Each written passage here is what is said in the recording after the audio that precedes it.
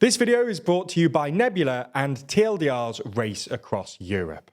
When the war began, Putin's favourite mercenary outfit, the Wagner Group, were touted as Russia's secret weapon.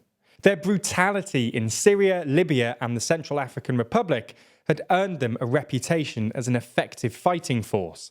And despite a slow start, when they finally took Bakhmut a couple of months ago, it looked like they were finally living up to that reputation. However, Wagner's success around Bakhmut has apparently emboldened the group's leader, Yevgeny Prigozhin, who spent the past few months criticizing the Russian army and specifically Defense Minister Sergei Shoigu and Chief of Staff Valery Gerasimov.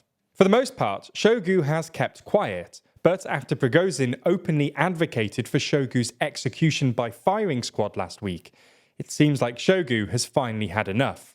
And on Saturday, the Russian Ministry of Defense announced its intention to fold all private military companies into the regular Russian army by July the 1st, which hasn't gone down well with Prigozhin. So in this video, we're going to take a look at the escalating feud between Prigozhin and the Russian Ministry of Defense, whether Shoigu can actually shut down Wagner, and what might happen next.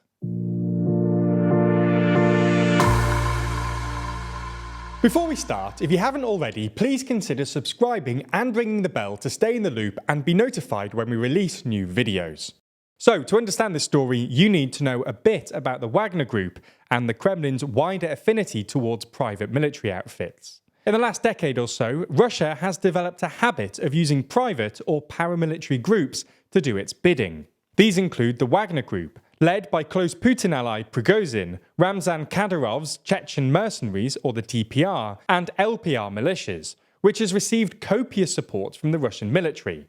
Russia uses these groups because they're only semi-accountable to the Russian state, which means they can be brutally effective while providing Putin and the Kremlin with a degree of plausible deniability.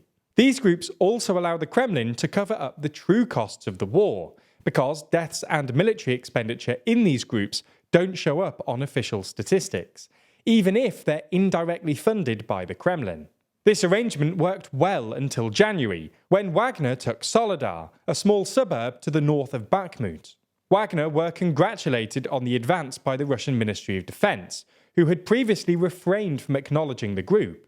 Prigozhin responded to this by posting a video to Telegram, where he essentially implied that Wagner was more effective than the Russian army, and that they didn't need their support. In retaliation, the Russian army stopped supplying ammunition to Wagner. This sparked a furious reaction from Prigozhin, who eventually pressured the Russian Ministry of Defense into restarting ammo supplies. Since then, Wagner and the Russian army have been stuck in a perpetual loop. The Russian army withholds ammunition, Prigozhin complains publicly, the Russian army restores supplies, Wagner makes gains. Prigozhin brags about Wagner being better than the Russian army, and the Russian army withholds ammunition again. Over time, relations have steadily deteriorated, with Prigozhin issuing increasingly furious diatribes against Shoigu and Gerasimov. Prigozhin even took a couple of shots at Putin last month, including a video where he seemed to implicitly describe Putin as the happy grandpa and an asshole. The spat seems to have spilled over onto the actual battlefield. Earlier this month, Wagner accused the Russian army of mining their route out of Bakhmut, and Wagner forces literally took a Russian colonel prisoner because he'd apparently been shooting at Wagner troops. Then last week, Prigozhin released a 5-hour-long interview where he seemed to suggest that Shoigu and Gerasimov should be shot by firing squad. This was apparently the last straw, and on Saturday the Russian Ministry of Defense announced that all PMCs would be folded into the regular Russian army by July the 1st.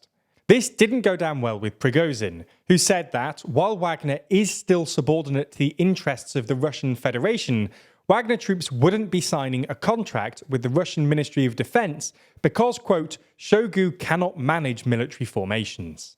This can't have come as a surprise to the Russian Ministry of Defense, not least because Prigozhin clearly enjoys the power that comes with leading the Wagner Group, but also because, only a few months ago, he announced his intention to turn Wagner into, quote, an army with an ideology.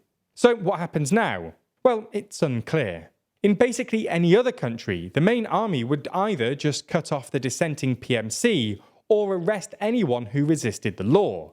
But these aren't really options for Shogu.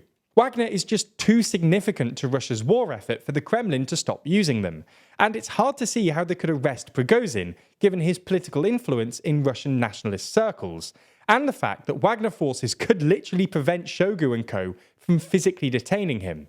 This leaves Shogu and the wider Ministry of Defense with a difficult dilemma. Either they commit to this new law and try to arrest Prigozhin, or back down. Both options are risky. Arresting Prigozhin could trigger a mutiny by Wagner troops, and it's not even clear it's possible. But backing down would only embolden him, which would probably end up making relations between the Ministry of Defense and Wagner worse in the long term. So you get the idea. The Russian Ministry of Defense basically wants to shut down Wagner, but it's not clear they even can, because, well, Wagner is just too powerful. In a way, the Kremlin should have seen this coming, and Russia's over-reliance on Wagner was always risky. Other countries use PMCs for the same reason Russia does. They're less accountable, and they've actually become more popular recently, largely because cash-strapped governments consider them more cost-effective than regular forces. After all, it's cheaper to rent an army than to maintain one. But what really sets Russia and the Wagner Group from the rest is the size of the Wagner Group relative to the Russian army. Today, Western intelligence estimates that Wagner has something like 50,000 troops fighting in Ukraine, with another 5,000 in Africa and a similar amount in Syria and the Middle East.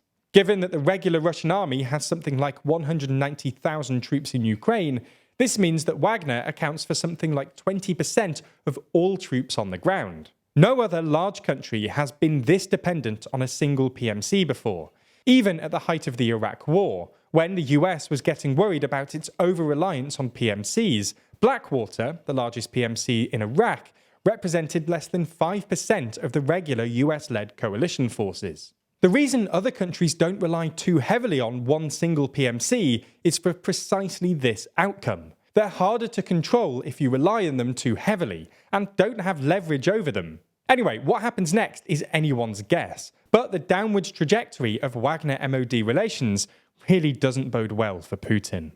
There's also some other huge news, by the way. We've just launched our new series, TLDR's Race Across Europe. Take a look. Go, Dan, go, go, go. He's off. He's off. He's gone. Dan's going. I hate and this. so are we. I hate this. Oh no! Oh, it's harsh to my vibe, so hard. This is the worst thing that could have happened. I mean, Jack is definitely laughing. There's no other way. Guys, it's not looking good. What? What do you mean? What do you mean? We've come through some kind of police barricade. I'm afraid she's dead. I don't know where this Jeremy. Look at those geese. It goes so fast. Oh, Now, you can watch the first episode on the TLDR EU channel right now, but we're also releasing every subsequent episode a week early on Nebula. So if you're a Nebula subscriber, you can watch the first 2 episodes right now, totally ad-free. That's true of all TLDR content, by the way. We regularly release our videos on Nebula before they come to YouTube, and everything's ad-free, so not even this advert is here. It's not just the race either. Every week, TLDR produces well over an hour's worth of content, which is exclusively for Nebula. That's exclusive discussions where our team share their thoughts on the latest stories, extended daily briefings, our Nebula series This Week in Parliament, and even full explainers. So if you want the full TLDR experience, you really ought to be on Nebula. Sign up now using our link in the description to get everything the platform has to offer for just £2 a month.